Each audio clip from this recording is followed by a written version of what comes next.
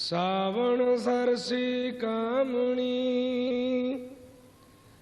चारण कमल सो प्यार मन तन रत्ता सच रंग एको नाम आधार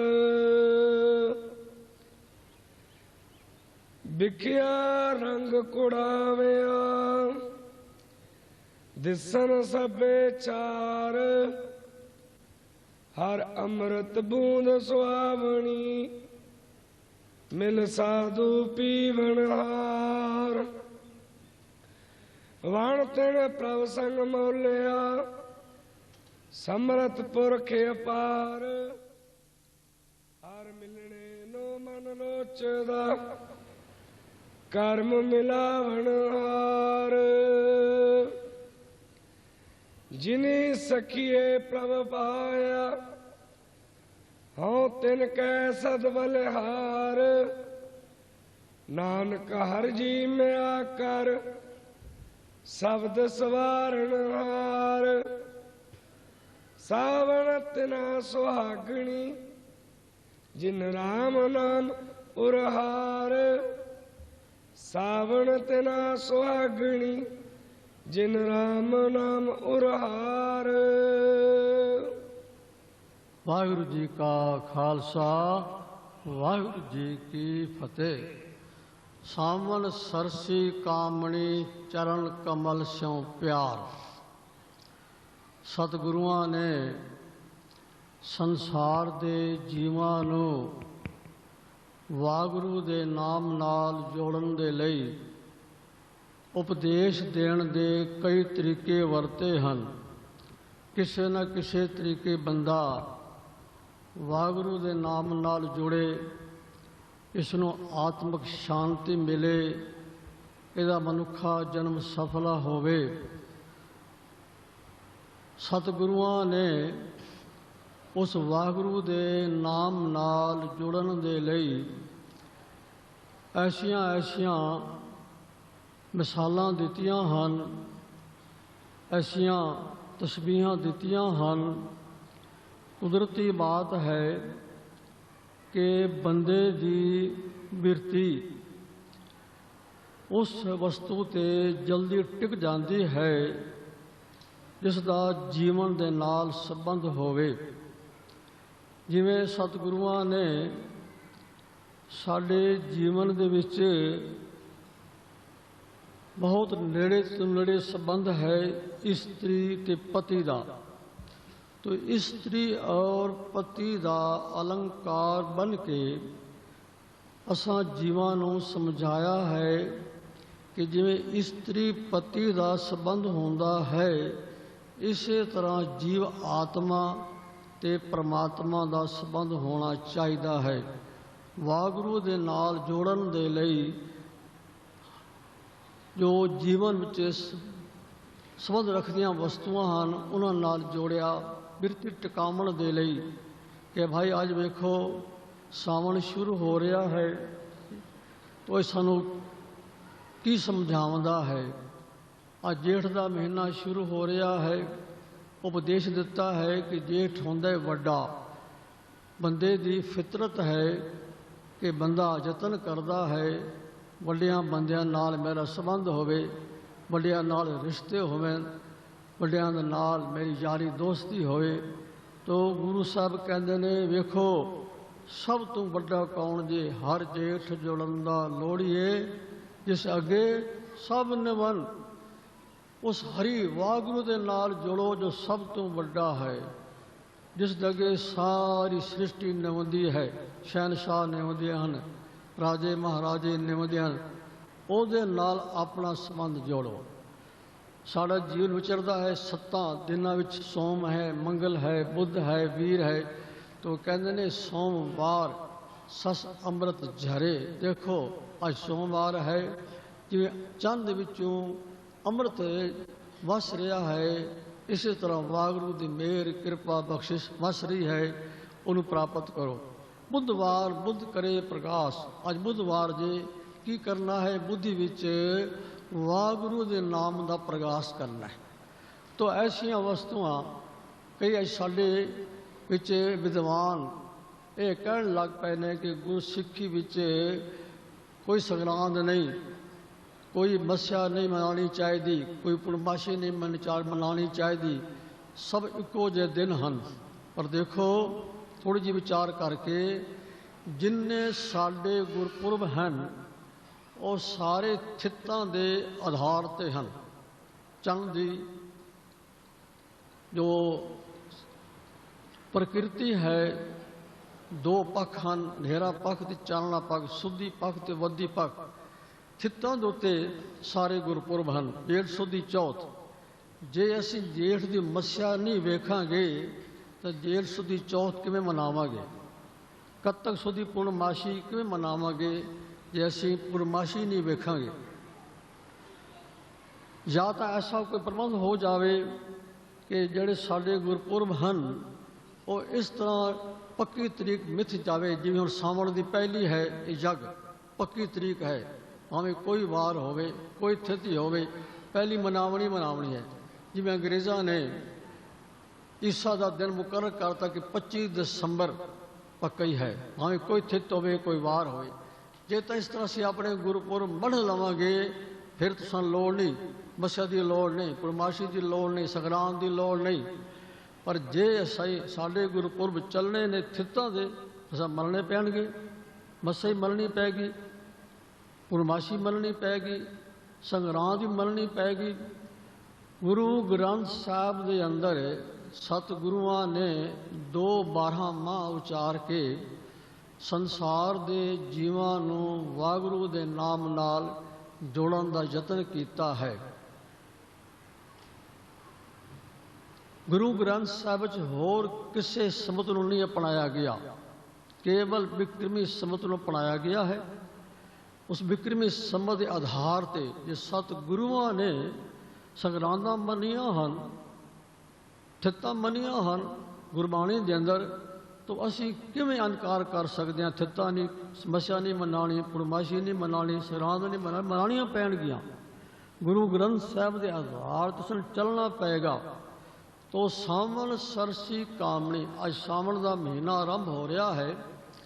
गुरु अर्जन साहब महाराज असां संसारी जीवां नूं उपदेश देंदे हैं कि जिवें सावन के महीने विच बरसातां होंदियां हैं, धरती च खेड़ा आउंदा है, जेठ हाड़ की गर्मी तो सुक्की सड़ी धरती नूं शांति मिलती है। इस तरह जो स्त्री अपने पति को विछड़ी हुई है, तो पति की प्राप्ति हो जाती है तो उसनों सुख की प्राप्ति होती है, उसके मन सरस खिड़ा आउंदा है। इत्थे गुरु अर्जन साहब जी ने जीव आत्मा ते परमात्मा का संबंध दसिया है। सावन सरसी कामणी, कामणी का अर्थ है जीव रूप स्त्री। सावन के महीने में उसनों सरस खेड़ा आउंदा है, खुशी आउंदी है। कदों? चरण कमल स्यों प्यार, जदों वाहगुरू दे चरना कमलों के नाल प्यार पैदा होंदा है तो मन में खेड़ा आउंदा है, सरस आउंदा है, खुशी होंदी है, प्रसन्नता होंदी है। जो वाहगुरू दे चरना कमलों के नाल प्यार पैदा होंदा है। सावन सरसी कामणी, चरण कमल स्यों प्यार। वाहगुरू दे चरण केड़े ने? कमल फुल्लां वर्गे चरण जिन्हां नाल प्यार पैदा हो जाए तो जीव रूप स्त्री नूं सरस खेड़ा विकास आउंदा है, खुशी आउंदी है, प्रसन्नता आउंदी। वो अवस्था नानक भगतां सदा विकास, हमेशा ही विकास खेड़ा। चरण कमल केड़े हैं? गुरबाणी के अंदर टकसालां च महापुरख गुरबाणी के अर्थ कर लगिया समझाते हैं कि एक होंदे ने अखरी अर्थ, एक होंदे ने अंतरीव अर्थ, एक होंदे ने भाव अर्थ।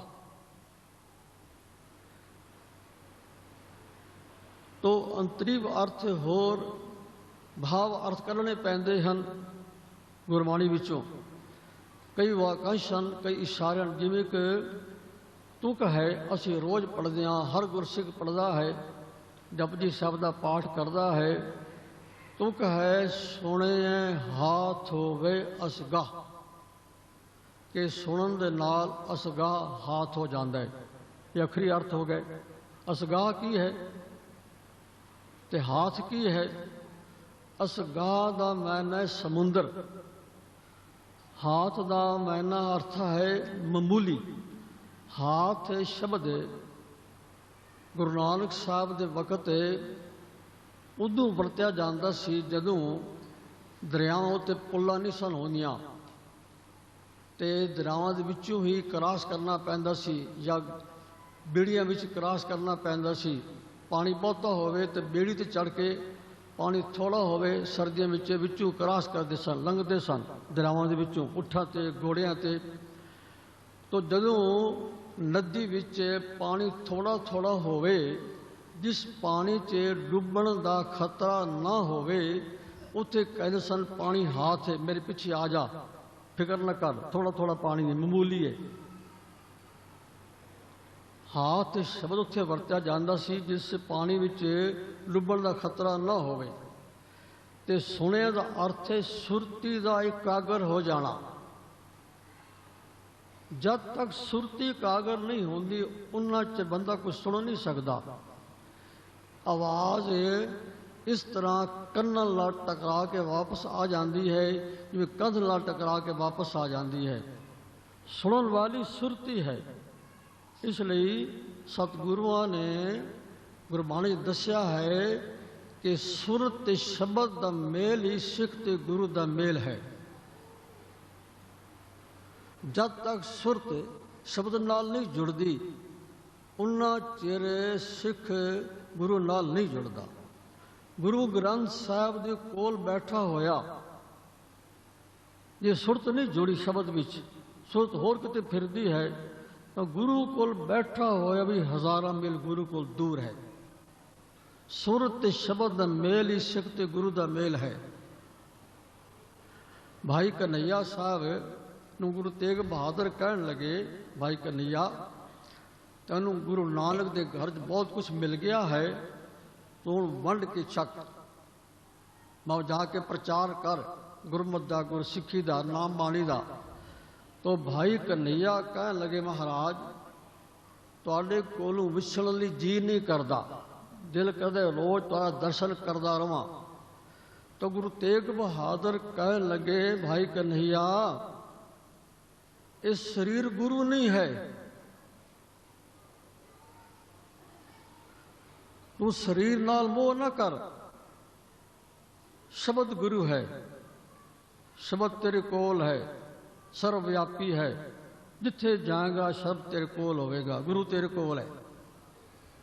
ਸਤ ਵਚਨ ਪ੍ਰਚਾਰ ਨੂੰ ਤੁਰ ਪਏ। ਤੋ ਸ਼ਬਦ ਔਰ ਸੁਰ ਦਾ ਮੇਲ ਹੀ ਸਿੱਖ ਤੇ ਗੁਰੂ ਦਾ ਮੇਲ ਹੈ। ਸੁਣਨ ਦਾ ਅਰਥ ਹੈ ਸੁਰਤੀ ਦਾ ਇਕਾਗਰ ਹੋ ਜਾਣਾ। ਸੁਣੇ ਹਾਥ ਹੋਵੇ ਅਸਗਾ, ਜਦੋਂ ਸੁਰਤੀ ਇਕਾਗਰ ਹੋ ਜਾਏ, ਸ਼ਬਦ ਤੇ ਸੁਰ ਦਾ ਮੇਲ ਹੋ ਜਾਏ ਤਾਂ ਉਸ ਵੇਲੇ ਅਸਗਾ ਸਮੁੰਦਰ ਜਿਹੜਾ ਹੈ ਮਾਮੂਲੀ ਹੋ ਜਾਂਦਾ ਹੈ। ਹੁਣ ਭਾਵ ਅਰਥ ਕੀ ਹੈ? ਸਮੁੰਦਰ ਕੀ ਹੈ? ਸੰਸਾਰ ਸਮੁੰਦੇ ਤਾਰ ਗੋਬਿੰਦੇ। ਇਹ ਸੰਸਾਰ ਰੂਪੀ ਸਮੁੰਦਰ ਹੈ। ਜਦੋਂ ਸੁਰਤੀ ਇਕਾਗਰ ਹੋ ਗਈ, ਸ਼ਬਦ ਸੁਰ ਦਾ ਮੇਲ ਹੋ ਗਿਆ, ਉਸ ਦੇ ਲਈ ਸੰਸਾਰ ਰੂਪੀ ਸਮੁੰਦਰ ਤੋਂ ਤਰਨਾ ਮਾਮੂਲੀ ਹੋ ਜਾਂਦਾ ਹੈ। ਹੁਣ ਸੁਖੈਨ ਹੋ ਜਾਂਦਾ ਹੈ। ਉਹ ਸੰਸਾਰ ਦੀਆਂ ਲੋਭ ਦੀਆਂ ਲਹਿਰਾਂ 'ਚ ਡੁੱਬਦਾ ਨਹੀਂ ਹੈ। ਸਮੁੰਦਰ ਤੋਂ ਪਾਰ ਹੋਣਾ ਉਹਦੇ ਲਈ ਸੌਖਾ ਹੋ ਜਾਂਦਾ ਹੈ, ਸੰਸਾਰ ਵਿੱਚ ਸਮੁੰਦਰ ਤੋਂ ਪਾਰ ਹੋਣਾ। ਇਹ ਭਾਵ ਅਰਥ ਹੈ। ਇਸੇ ਤਰ੍ਹਾਂ ਚਰਨਾਂ ਕਮਲਾਂ ਦਾ ਭਾਵ ਅਰਥ ਕਰਨਾ ਹੈ। ਗੁਰੂ ਗ੍ਰੰਥ ਸਾਹਿਬ ਵਿੱਚ ਵਾਹਿਗੁਰੂ ਦੇ ਚਰਨ, ਗੁਰੂ ਦੇ ਚਰਨ ਤੇ ਮਹਾਂਪੁਰਖਾਂ ਦੇ ਚਰਨਾਂ ਦਾ ਜ਼ਿਕਰ ਆਉਂਦਾ ਹੈ। ਵਾਹਿਗੁਰੂ ਦੇ ਚਰਨ ਕਿਹੜੇ ਹਨ? ਸਾਵਣ ਸਰਸੀ ਕਾਮਣੀ ਚਰਨ ਕਮਲ ਸਿਉ ਪਿਆਰ। ਜਿਸ ਦਾ ਚਰਨਾਂ ਕਮਲਾਂ ਦੇ ਨਾਲ ਪਿਆਰ ਹੋ ਜਾਂਦਾ ਹੈ, ਉਹਦੇ ਲਈ ਸਾਵਣ ਦਾ ਮਹੀਨਾ ਸਰਸ ਵਾਲੇ, ਖੇੜੇ ਵਾਲੇ, ਖੁਸ਼ੀਆਂ ਵਾਲੇ। ਚਰਨ ਕਮਲ ਕਿਹੜੇ ਹਨ? ਵਾਹਿਗੁਰੂ ਦੇ ਚਰਨ ਕਿਹੜੇ ਹਨ? ਗੁਰਬਾਣੀ ਚ ਆਉਂਦਾ ਹੈ ਵਾਹਿਗੁਰੂ ਦਾ ਕੋਈ ਰੂਪ ਨਹੀਂ, ਕੋਈ ਰੇਖ ਨਹੀਂ, ਕੋਈ ਰੰਗ ਨਹੀਂ, ਆਕਾਰ ਨਹੀਂ, ਰੂਪ ਨ ਰੇਖ ਨ ਰੰਗ ਕਿਛ ਤ੍ਰਿਗੁਣ ਤੇ ਪ੍ਰਭਿਨ, ਤਿਸੇ ਬੁਝਾਏ ਨਾਨਕਾ ਜਿਸ ਹੋਵੇ ਸੋ ਪ੍ਰਸੰਨ, चक्र चेन और बल जात और पात नहन जे, रूप रंग और रेख बे को कह न सकत के, अचाल मूर्त अनुभव प्रकाश में तोज कहिजे। तो वाहगुरु तक रूप ही नहीं, ਉਹਦੀ कोई शक्ल ही नहीं, ਉਹਦਾ कोई आकार ही नहीं, ਉਹਦੇ चरण ਕਿਹੜੇ ਹੋਏ। गुरु नानक साहब ਕਹਿੰਦੇ ਨੇ कि वाहगुरु ਦੇ ਹਜ਼ਾਰਾਂ ਚਰਨ ਵੀ ਹਨ ਪਰ ਇੱਕ ਵੀ ਨਹੀਂ। ਵਾਹਿਗੁਰੂ ਦੇ ਹਜ਼ਾਰਾਂ ਨੇਤਰ ਹਨ ਪਰ ਇੱਕ ਵੀ ਨਹੀਂ। ਸੈਸ ਤਵ ਨੈਣ ਨਨ ਨੈਣ ਹੈ ਤੋਇ ਕੋ, हे ਵਾਹਿਗੁਰੂ ਤੇਰੇ ਹਜ਼ਾਰਾਂ ਨੇਤਰ ਹਨ, ਸਦ ਸੁਣਦਾ ਸਦ ਵੇਖਦਾ, ਐਸੇ ਨੇਤਰ ਹਨ ਜੋ ਅੰਦਰ ਵੇਖ ਲੈਂਦੇ ਨੇ ਔਰ ਸਾਰੀ ਸ੍ਰਿਸ਼ਟੀ ਦੇ ਜੋ ਕੁਝ ਹੋ ਰਿਹਾ ਸਭ ਕੁਝ ਉਹ ਦੇਖ ਰਿਹਾ ਹੈ। ਉਸ ਤੋਂ ਕੋਈ ਬਾਤ ਛਿਪੀ ਨਹੀਂ ਹੈ। ਹਰ ਕਰਤਾ ਸਭ ਕੁਝ ਜਾਣਦਾ, ਸਭ ਕੁਝ ਦੇਖ ਰਿਹਾ, ਸਭ ਕੁਝ ਸੁਣ ਰਿਹਾ ਹੈ। ਸਦ ਸੁਣਦਾ ਸਦ ਵੇਖਦਾ, ਹਜ਼ਾਰਾਂ ਨੇਤਰ ਹਨ, ਹਜ਼ਾਰਾਂ ਕੰਨ ਹਨ ਪਰ ਇੱਕ ਵੀ ਨਹੀਂ। ਸਹਿਸ ਪਦ ਬਿਮਲ ਨਾਨ ਏਕ ਪਦ, ਹੈ ਵਾਹਿਗੁਰੂ ਤੇਰੇ ਹਜ਼ਾਰਾਂ ਚਰਨ ਹਨ ਪਰ ਇੱਕ ਵੀ ਨਹੀਂ। ਜਿਹੋ ਜਿਹੇ ਚਰਨ ਅਸੀਂ ਸਮਝਦੇ ਹਾਂ, ਸਾਡਾ ਦਿਮਾਗ ਜਿੰਨਾ ਚਰਨਾਂ ਨੂੰ ਸਮਝਦਾ ਹੈ ਕਦਰ ਉਹ ਜਿਹਾ ਤੇਰਾ ਇੱਕ ਵੀ ਨਹੀਂ। ਉਹ ਤੇਰੇ ਹਜ਼ਾਰਾਂ ਚਰਨ ਹਨ, ਜਿੱਥੇ ਕੋਈ ਯਾਦ ਕਰਦਾ ਤੂੰ ਪਹੁੰਚ ਜਾਂਦਾ ਹੈ।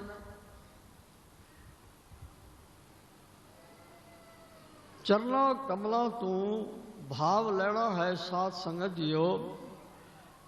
ਕਈ ਵਾਰੀ ਅਸੀਂ ਨਾ ਆਪਣੀ ਆਮ ਸਧਾਰਨ ਗੱਲਬਾਤ 'ਚ ਕਹਿੰਦੇ ਹਾਂ ਮੈਂ ਤਾਂ ਤੁਹਾਡੇ ਚਰਨਾਂ ਦੀ ਧੂੜ ਹਾਂ ਜੀ, ਮੈਂ ਤੁਹਾਡੇ ਚਰਨਾਂ ਧੂੜ ਵਰਗਾ ਵੀ ਨਹੀਂ ਹਾਂ।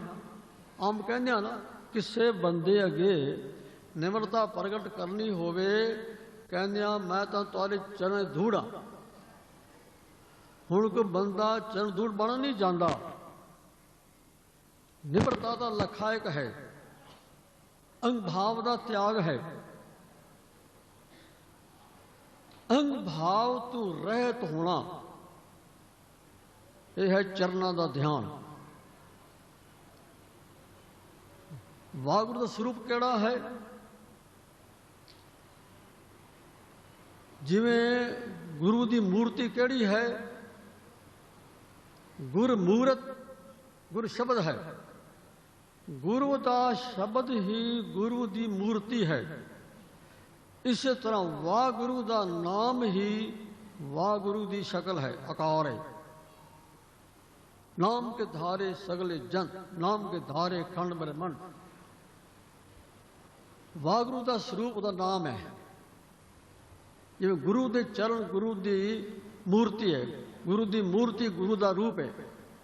ਇਸ ਤਰ੍ਹਾਂ ਵਾਹਿਗੁਰੂ ਦਾ ਨਾਮ ਹੀ ਵਾਹਿਗੁਰੂ ਦਾ ਸਰੂਪ ਹੈ। ਵਾਹਿਗੁਰੂ ਦੇ ਨਾਮ ਦੇ ਵਿੱਚ ਜੁੜਨਾ, ਅੰਗ ਭਾਵ ਨੂੰ ਤਿਆਗ ਕਰਕੇ, ਹਉਮੈ ਰਹਿਤ ਹੋ ਕਰਕੇ ਨਾਮ ਨਾਲ ਜੁੜਨਾ, ਇਹ ਵਾਹਿਗੁਰੂ ਦੇ ਚਰਨਾਂ ਨਾਲ ਜੁੜਨਾ ਹੈ। ਕਿਉਂਕਿ ਸ਼ਰਤ ਹੈ, ਕਹਿੰਦੇ ਨੇ ਇਸ ਤਰ੍ਹਾਂ ਕਮਲ ਫੁੱਲ ਵਰਗੇ ਜਿਹੜੇ ਚਰਨ ਹਨ, ਭਾਵ ਨਿਮਰਤਾ ਵਿੱਚ ਆ ਕੇ ਹਉਮੈ ਰਹਿਤ ਹੋ ਕਰਕੇ, ਤੇ ਫਿਰ ਨਿਮਰਤਾ ਵੀ ਹੋਵੇ ਤੇ ਨਾਲ ਫਿਰ ਕਮਲ ਫੁੱਲ ਵਰਗੀ ਨਰਮਾਈ ਵੀ ਹੋਵੇ, ਨਿਮਰਤਾ ਹੋਵੇ। ਦੋ ਚੀਜ਼ਾਂ ਹਨ, ਮਿੱਠਤ ਨੀਵੀਂ ਨਾਨਕਾ। ਨਿਮਰਤਾ ਵੀ ਹੋਵੇ ਨਾਲ ਮਿੱਠਤ ਵੀ ਹੋਵੇ। ਸਾਰੇ ਗੁਣਾ ਤੇ ਸਾਰੀਆਂ ਚੰਗਿਆਈਆਂ ਦਾ ਨਿਚੋੜ ਤਤ ਮਿੱਠਤ ਨੀਵੀਂ ਨਾਨਕਾ ਗੁਣ ਚੰਗਿਆਈਆਂ ਤਤ। ਚਰਨ ਕਮਲ ਨਿਮਰਤਾ ਚਰਨਾਂ ਤੋਂ ਭਾਵ ਹੈ ਹਉਮੈ ਰਹਿਤ ਹੋ ਕਰਕੇ ਫਿਰ ਪਿਆਰ ਵਿੱਚ ਗੁਰੂ ਦੇ ਚਰਨਾਂ ਦੇ ਨਾਲ ਨਾਮ ਨਾਲ ਜੁੜਨਾ, ਇਹ ਹੈ ਵਾਹਿਗੁਰੂ ਦੇ ਚਰਨਾਂ ਨਾਲ ਜੁੜਨਾ।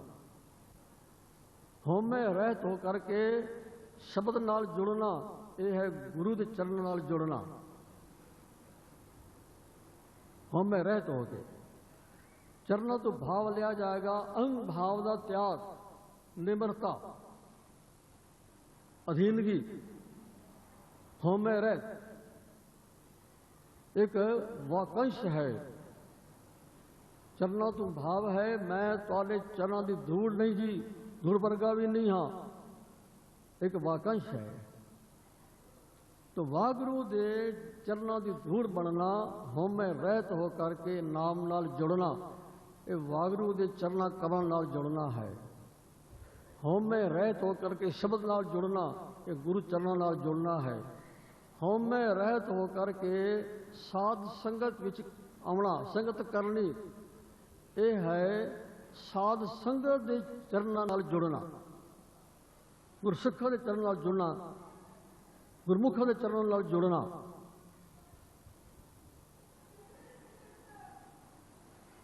ਤੋ ਚਰਨ ਕਮਲ ਸਿਉ ਪਿਆਰ, ਸਾਵਣ ਸਰਸੀ ਕਾਮਣੀ ਚਰਨ ਕਮਲ ਸਿਉ ਪਿਆਰ।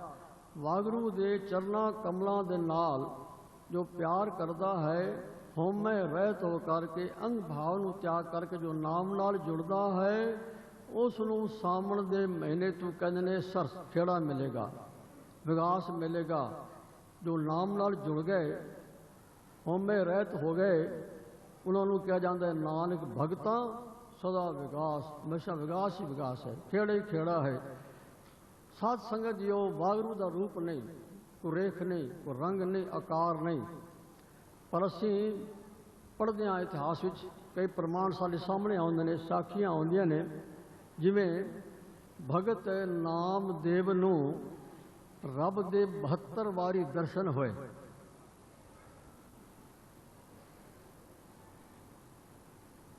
ਕਈ ਲੋਕ ਦੱਸਦੇ ਨੇ ਕਿ ਮੈਨੂੰ ਮਹਾਂਪੁਰਖਾਂ ਨੇ, ਫਲਾਣੇ ਮਹਾਂਪੁਰਖ ਨੇ ਦਰਸ਼ਨ ਦਿੱਤੇ।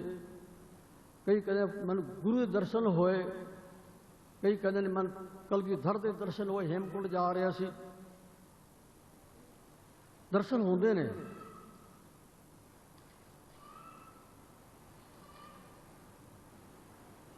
ਕੈਸੇ ਹੁੰਦੇ ਹਨ? ਨਾਮਦੇਵ ਨੂੰ 72 ਵਾਰੀ ਰੱਬ ਦੇ ਦਰਸ਼ਨ ਹੋਏ। ਰੱਬ ਦਾ ਕੋਈ ਰੂਪ ਨਹੀਂ, ਕੋਈ ਸ਼ਕਲ ਨਹੀਂ, ਆਕਾਰ ਨਹੀਂ, ਪਰ ਦਰਸ਼ਨ ਕਿਵੇਂ ਹੋਏ? ਸਾਧ ਸੰਗਤ ਜੀਓ, ਜੈਸੀ ਜੈਸੀ ਕਿਸੇ ਭਗਤ ਦੀ ਭਾਵਨਾ ਹੁੰਦੀ ਹੈ ਤੇ ਭਗਤ ਮਨ ਵਿੱਚ ਇੱਛਾ ਰੱਖਦਾ ਹੈ ਕਿ ਵਾਹਿਗੁਰੂ ਮੇਰੀ ਇੱਛਾ ਪੂਰੀ ਕਰੇ, ਉਹ ਜਿਸ ਸ਼ਕਲ ਵਿੱਚ, ਜਿਸ ਰੂਪ ਵਿੱਚ ਭਗਤ ਰੱਬ ਨੂੰ ਯਾਦ ਕਰਦਾ ਹੈ, ਰੱਬ ਉਹ ਸ਼ਕਲ ਬਣਾ ਲੈਂਦਾ ਹੈ। ਰੱਬ ਦੀ ਭਾਵੇਂ ਆਪਣੀ ਕੋਈ ਸ਼ਕਲ ਨਹੀਂ, ਪਰ ਸਾਰੀ ਬਣਾ ਸਕਦਾ, ਜਿਹੜੀ ਬਣਾਉਣਾ ਚਾਹੇ ਬਣਾ ਸਕਦਾ। ਉਹਦੇ ਹਜ਼ਾਰਾਂ ਨੇਤਰ ਹਨ, ਇੱਕ ਵੀ ਨਹੀਂ। ਉਹਦੀ ਇੱਕ ਵੀ ਸ਼ਕਲ ਨਹੀਂ, ਪਰ ਹਜ਼ਾਰਾਂ ਹਨ, ਸਾਰੀਆਂ ਬਣਾ ਸਕਦਾ, ਲੱਖਾਂ ਬਣਾ ਸਕਦਾ। ਜੇ ਵੇਖੋ ਪ੍ਰਹਲਾਦ ਭਗਤ ਦੀ ਰੱਖਿਆ ਦੇ ਵਾਸਤੇ ਰੱਬ ਨੇ ਐਸੀ ਸ਼ਕਲ ਬਣਾਈ ਜਿਹੜੀ ਨਾ ਮਨੁੱਖਾਂ ਵਾਲੀ ਹੈ ਨਾ ਪਸ਼ੂਆਂ ਵਾਲੀ। ਨਰ ਸਿੰਘ, ਅੱਧਾ ਸ਼ੇਰ ਅੱਧਾ ਮਨੁੱਖ।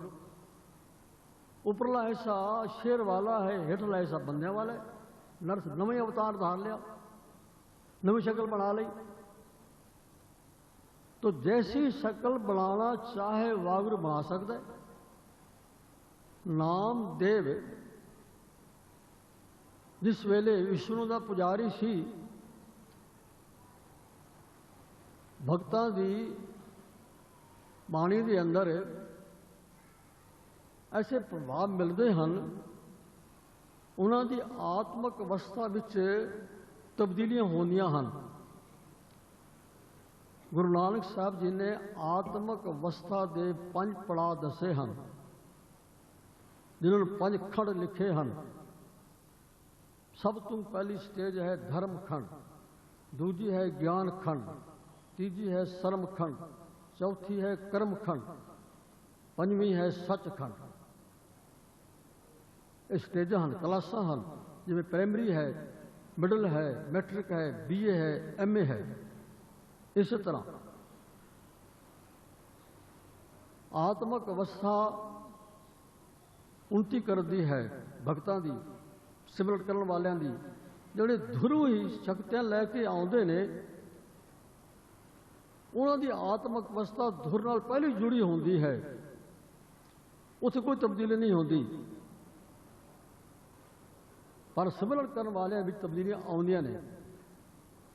ਭਗਤ ਕਬੀਰ ਦੀ ਜਿਹੜੀ ਬਚਪਨ ਦੀ ਅਵਸਥਾ ਹੈ, ਆਤਮਕ ਅਵਸਥਾ ਦਾ ਬਚਪਨ ਵੀ ਹੈ, ਜਵਾਨੀ ਵੀ ਹੈ, ਬੁਢੇਪਾ ਵੀ ਹੈ।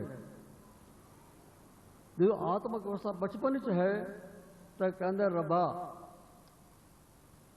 ਆ ਚੀਜ਼ਾਂ ਦੇਵੇਂਗਾ ਤਾਂ ਭਗਤੀ ਕਰਾਂਗਾ, ਜੇ ਫੜ ਆਪਣੀ ਮਾਲਾ। ਕਹਿੰਦੇ ਭੁੱਖੇ ਭਗਤ ਨ ਕੀਜੈ ਜੇ ਮਾਲਾ ਆਪਣੀ ਲੀਜੈ, ਫੜ ਆਪਣੀ ਮਾਲਾ।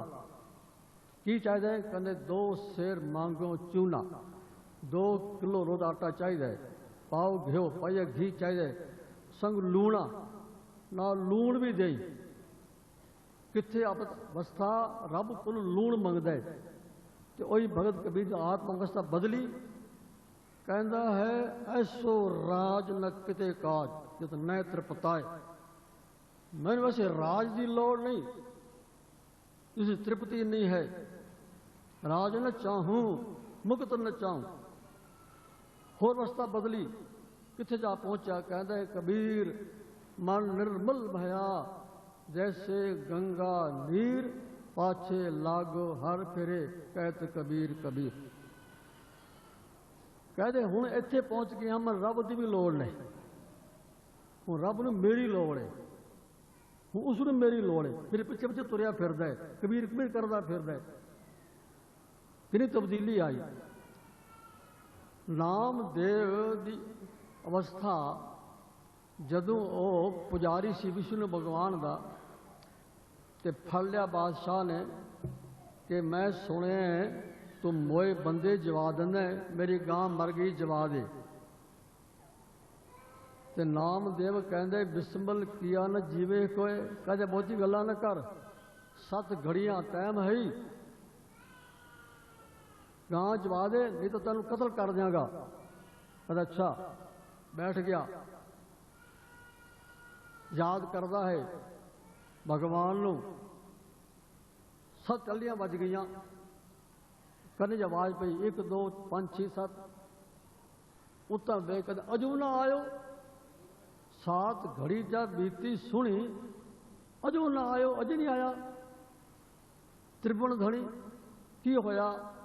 ਉਹਦੀ ਇੱਛਾ ਦੇ ਮੁਤਾबिक पाखंतन बाज बजायला गरड़ चढ़े गोबिंद आयला।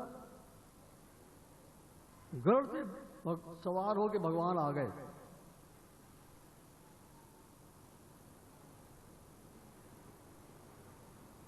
गुरबिलास एक जिक्र आंदा है, गजनी दे विच एक बीबी एक पठान ते इतबार करके अपने पति नाल बड़ा लंबा सफर कर रही ते उसने जामन दिता गुरु गोबिंद सिंह पठान ने। राज बेईमान हो गया तो बीबी याद कर दी है जामन नूं, इधर देखती है उधर देखती है, नीले वाला घोड़े वाला बाजा वाला याद कर दी है। जिस वेले पठान लगा ना उस हथ पान चीख मारी, हे गुरु, महाराज हाजिर हो गए। हट गया पठान पिछे ते बीबी कहती महाराज इन्नी देर। गुरु गोबिंद सिंह साहब कह लगे बेटा देर मैं नहीं की, देर तू की है। क्यों महाराज? पता देखन लगी कितना चिर हो गए। गुरु गोबिंद सिंह साहब कह लगे तू वेखती चढ़दे वाल, मैं चढ़ते जाना पैंदा सी, तू वेखती सी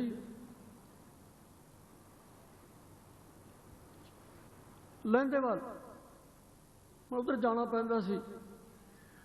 तू कहती सी नीले वाला मैं नीला लेना पिया, तू क्या बाजा वाला मैं बाज लेना पिया, तू क्या कलगी वाला कलगी लेनी पई।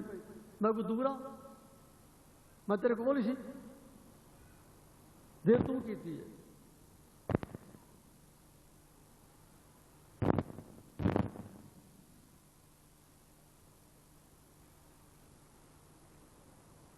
तो साध संगत जीओ, वागुरु हाजर नाजर है।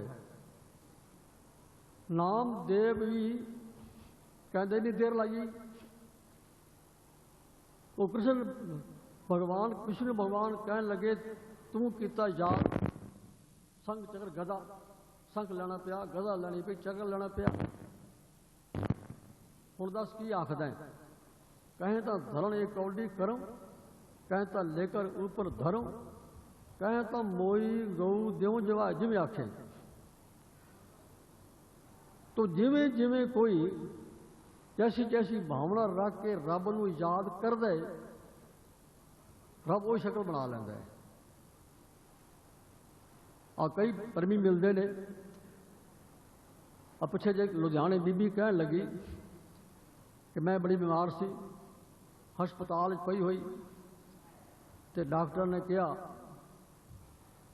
पर तेरा हुण कोई इलाज नहीं है,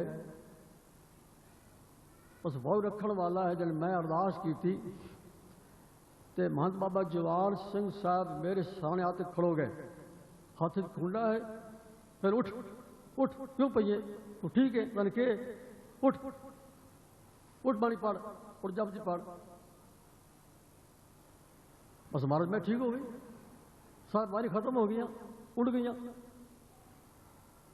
तो इसी तरह जिस किसी गुरसिख दी किसी महापुरुष ते शरधा है, वागुरु वो शक्ल बना लैंदा है, उस रूप च आ जाता है। जैसी जैसी किसी की भावना है, अपने भगतां की भावना पूरी करने लई वो रूप बना लैंदा है,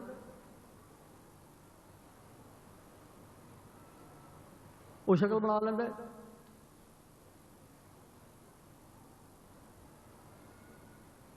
हुण महंत तारा सिंह इत्थे बैठे ने, कई लोग मैनूं दसदे ने कि महाराज मैं फलानी तकलीफ सी, मेरे तो मुकदमा पै गया, बड़ा औखा सी, मैं बेचैन सी, रात सुपने मैं महंत तारा सिंह मिले तो कहते गुरु भली करेगा, फिक्र न कर, मैं मेरी फतेह हो गई। हुण महंत तारा सिंह तो बैठे ने, वो कि सानूं पता ही कोई नहीं, उस दर्शन होए।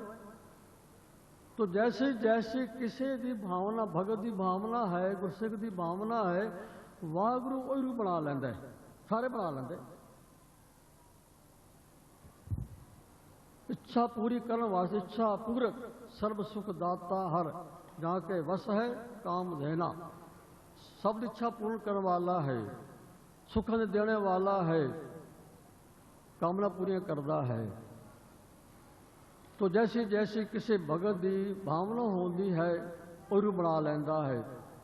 चरण कमल तो भाव है, होमे रहत होकर के नाम नाल जुड़ना, सावन सरस कामणे चरण कमल स्यों प्यार। जिन्हां दा वागुरू दे चरना कमलों नाल प्यार हो जाता है, होमे रहत होकर के नाम नाल जुड़ जाते ने, अंग भाव खत्म हो जाता है, उन्होंने विच खेड़ा ही खेड़ा है, खुशियां खुशियां ने, विकास ही विकास आन, हमेशा ही सामना है। मन तन रता सच रंग इको नाम आधार। उन्होंने मन और तंग, मन और तन नाम की रंगड़ चढ़ जाती है, अंदर नाम वस जाता है। एक केवल वायु के नाम के आसर आधार होता है। विख्या रंग कुड़ाविया दिसर सभे छार। आ जिहड़े विषयां विकारां दे रंग कूड़े रंग हैं, झूठे प्रसारण, वो सब छार सुहा नजर आते हैं उसनूं। हर अमृत बूंद सुहावनी मिल साधु पीवण हार। वागुरू दे नाम दी जो हरि दी अमृत वर्गी बूंद है, वागुरू दा नाम, सतनाम श्री वागुरू, ये किथे मिलेगा? मिल साधु पीवण हार, साधुओं की संगत विच आकर के मिल के पियो। वण तिन प्रभ संग मौलिया समर्थ पुरख अपार। वो समर्थ पुरख है, वागुरू सर्वशक्तिमान है। जे उस नाम नाल जुड़िए तो साढ़े सारे शरीर की जितनियां इंद्रियां हैं वण तृण, जिवें वण तृण सारे हरे हो जाता है, इस तरह सारी इंद्रियां विच सतनाम श्री वागुरू बस जाता है। नाम दे सिमरन दियां ਗੁਰੂ ਨਾਨਕ ਸਾਹਿਬ ਜੀ ਨੇ 5 ਅਵਸਥਾਵਾਂ ਦੱਸੀਆਂ ਹਨ। ਅਸੀਂ ਲੋਕ ਪੁੱਛਦੇ ਹਾਂ ਜਾ ਕੇ ਕਿ ਨਾਮ ਦਾ ਸਿਮਰਨ ਕਿਵੇਂ ਕੀਤਾ ਜਾਏ। ਗੁਰੂ ਨਾਮ ਦੇ ਸਿਮਰਨ ਦਾ ਤਰੀਕਾ ਗੁਰੂ ਨਾਨਕ ਦੱਸਿਆ, ਸਾਨੂੰ ਕਿਸੇ ਕੋਲ ਜਾ ਕੇ ਪੁੱਛਣ ਦੀ ਲੋੜ ਹੀ ਨਹੀਂ ਹੈ। ਕਿਹੜਾ ਤਰੀਕਾ ਦੱਸਿਆ ਗੁਰੂ ਨਾਨਕ ਨੇ? ਕਹਿੰਦੇ ਨੇ ਇੱਕ ਦੂਜੀ ਭਉ ਲੱਖ ਹੋਏ, ਲੱਖ ਹੋਵੇ ਲੱਖ 20, ਲੱਖ ਲੱਖ ਗੇੜਾ ਆਖੀਏ, ਏਕ ਨਾਮ ਜਗਦੀਸ਼, ਏਤ ਰਾਹ ਪਤ ਪਵੜੀਆਂ ਚੜੀਏ ਹੋਏ ਕਿਸ। ਪਤੀ ਪਰਮੇਸ਼ਰ ਵਾਹਿਗੁਰੂ ਕੋਲ ਜਾਣ ਵਾਲੇ ਰਾਹ ਦੀਆਂ ਪੌੜੀਆਂ ਹਨ। ਜਿਹੜੇ ਪੌੜੀਆਂ ਚੜ੍ਹ ਜਾਂਦਾ ਹੈ ਹੋ ਜਾਂਦਾ ਕਿਸ, ਇੱਕ ਈਸ਼ਵਰ ਦਾ ਰੂਪ। ਪਹਿਲੀ ਪੌੜੀ ਹੈ ਇੱਕ ਦੂਜੀ ਭਉ ਲੱਖ ਹੋਏ, ਕਿ ਤੁਹਾਨੂੰ ਵਾਹਿਗੁਰੂ ਨੇ ਇੱਕ ਜਿਭ ਦਿੱਤੀ ਹੈ, ਰਸਨਾ ਦਿੱਤੀ ਹੈ। ਕਾਹਦੇ ਲਈ ਹੈ? ਰਸਨਾ ਜਪੇ ਨਾ ਨਾਮ ਤਿਲ ਤਿਲ ਕਰ ਕਟੀਏ। ਇਹ ਰਸਨਾ ਨਾਮ ਜਪਣ ਲਈ ਮਿਲੀ ਹੈ। ਰਸਨਾ ਦੇ ਨਾਲ ਨਾਮ ਦਾ ਸਿਮਰਨ ਕਰੇ। ਕਹਿੰਦੇ ਨੇ ਕਰੀ ਜਾਓ ਨਾਮ ਜਪੀ ਜਾਓ। ਕਹਿੰਦੇ ਕਰਦਿਆਂ ਕਰਦਿਆਂ ਕੀ ਹੋਵੇਗਾ? ਇੱਕ ਅਵਸਥਾ ਆਵੇਗੀ, ਕੜਾ ਆਵੇਗਾ ਕਿ ਤੁਹਾਡੀ ਇੱਕ ਜਿਭ ਤੋਂ ਲੱਖ ਜਿਭਾਂ ਬਣ ਜਾਏਗੀ। ਲੱਖ ਕਿਵੇਂ ਬਣ ਜਾਂਦੀ ਹੈ? ਜਿਵੇਂ ਅਸੀਂ ਕੋਈ ਤੁਕ ਪੜ੍ਹਦੇ ਹਾਂ ਗੁਰਬਾਣੀ ਦੀ, 2-4 ਵਾਰੀ ਪੜ੍ਹਿਆ ਯਾਦ ਨਹੀਂ ਹੁੰਦੀ, ਮੁੜ ਕੇ ਪੜ੍ਹੀ ਜਾਈਏ, ਰਿਪੀਟ ਕਰੀ ਜਾਈਏ, 40-50 ਵਾਰੀ ਪੜ੍ਹੀਏ, ਉਹ ਯਾਦ ਹੋ ਜਾਂਦੀ ਹੈ, ਅੰਦਰ ਬੈਠ ਜਾਂਦੀ ਹੈ।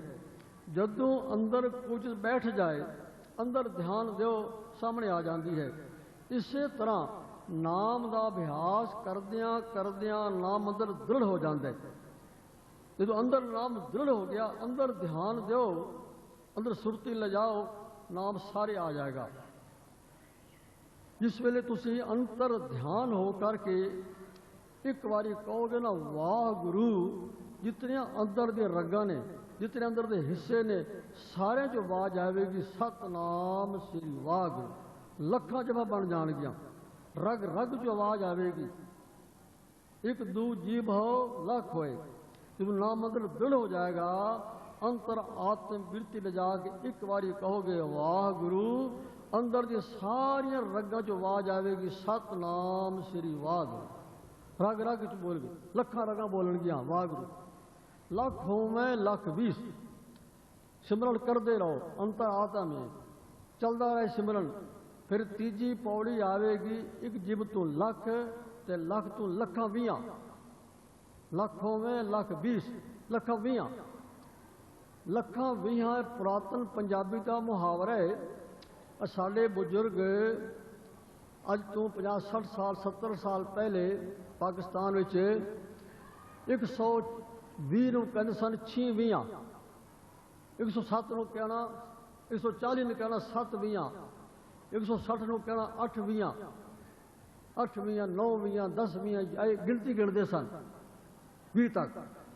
ਉਹ ਮੁਹਾਵਰਾ ਵਰਤੇ ਗੁਰੂ ਨਾਨਕ ਨੇ ਕਿ ਐਸੀ ਅਵਸਥਾ ਆਵੇਗੀ ਲੱਖਾਂ 20, ਇੱਕ ਜਿਭ ਤੋਂ ਲੱਖ, ਲੱਖ ਤੋਂ ਲੱਖਾਂ 20 ਭਾਵ ਆਲ ਇਨ ਆਲ। ਉਹ ਸਟੇਜ ਆਵੇਗੀ ਗੁਰਮੁਖ ਰੋਮ ਰੋਮ ਹਰ ਧਿਆਵੇ।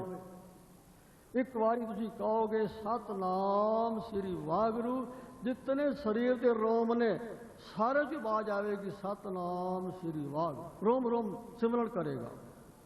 ਇੱਕ ਨਾਮ ਵਾਹਿਗੁਰੂ ਕਹੋਗੇ तो पासे हर चीज सिमरण करती नजर आवेगी, पत्ता पत्ता सिमरण करता नजर आवेगा। अगली स्टेज आवेगी एक नाम, तुम वागरू कहोगे तो हर पास वागरू ही दिसेगा। जय धीर देखा तय धर मौजूद, सगल बनस्पत में बै संतर, सगल दूध में घिया, ऊंच नीच में जोत समाणी, गड़गड़ माधव दिया। अवस्था आवेगी। तो नाम दे सिमरन दियां पौड़ियां दसिया ने गुरु नानक साहब ने स्टेजा कि नाम का सिमरण करो। कैसा है नाम? इच्छा पूरक सर्व सुख दाता, हर जाके वस है काम देना, सो ऐसा हर ध्याये मेरे जीड़े, ता सर्व सुख पावे मेरे मना जप मन। सतनाम सदा सतनाम, हलत पलत मुख उजल होइए, नित ध्याई हर पुरख नरंजना। तो वागरू दे नाम के नाल जुड़न नाल मन च विकास किहड़ा पैदा होंदा है? हर मिलने नो मन लोचदा, कर्म मिलावण हार। हर मिलने नू मन लोचदा, ਵਾਹਿਗੁਰੂ ਦੇ ਮਿਲਣ ਲਈ ਮਨ ਇੱਛਾ ਕਰਦਾ ਹੈ, ਚਾਹੁੰਦਾ ਹੈ ਮਨ ਦਰਸ਼ਨ ਹੋਣ ਵਾਹਿਗੁਰੂ ਦੇ, ਪਰ ਗੁਰੂ ਜੀ ਕਹਿੰਦੇ ਨੇ ਕਰਮ ਮਿਲਾਵਣ ਹਾਰ, उसकी बख्शिश ही मिलाएगी।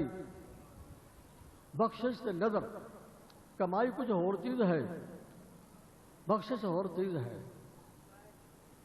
जब तक वाहगुरू की बख्शिश और कृपा दृष्टि नहीं होती उन्ना चिर गल नहीं बनती। उसकी बख्शिश की लोड़ है, कर्म ही बख्शिश ही मिलावन हार है, उसके कोल बख्शिश मंगो।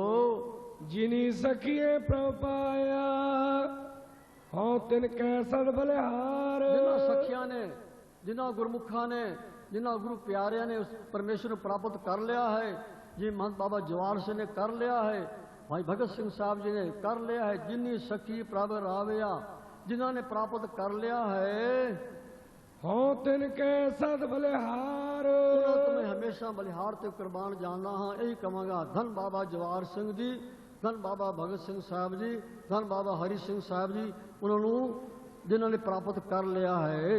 नानक हर जी में आकर शब्द सवारन हार। नानक हर जी मया कर, अंत च कहते हैं हे वाहगुरू मया कर, कृपा कर, बख्शिश कर, शब्द नाल जोड़। तेरा शब्द ही मनुख नूं सवारन वाला है, जिंदगी सवारन वाला है। नाम नाल जोड़, शब्द नाल जोड़। सावण तना सुहागणी जिन राम नाम उरहार। सावण दा महीना उन्ना जीव रूप स्त्रियों के वास्ते सुखदाई है, सुहावना है। सावण तिना सुहागणी जिन राम नाम उधार, जिन्होंने वाहगुरू दे नाम नू अपने गले का हार बना लिया, भाव के नाम नाल जुड़ गए ने। उठद्या बहद्या सतनाम श्री वाहगुरू, सतनाम श्री वाहगुरू, सवास सवास सिमरन करते ने। उठत बैठत सोवत नाम, कहो नानक जन के सत काम। उन्हों का सावण का महीना सुहावना है, शोभलीक है, सुखदाई है, जिन्होंने राम दे नाम नू गले का हार बना लिया, भाव जे नाम नाल जुड़ गए ने, उन्होंने सावण का महीना सुखदाई है। लो साध संगत जियो, इतने विचार महीने की गुरु महाराज ने कराई है। तो भूलन हार जीव है, कई भूलना हुई होवणगियां, सतगुर बख्शन सन, साध संगत बख्शन है, बख्श लेना। भूलां चूकां माफ। वाहिगुरू जी का खालसा, वाहिगुरू जी की फतेह।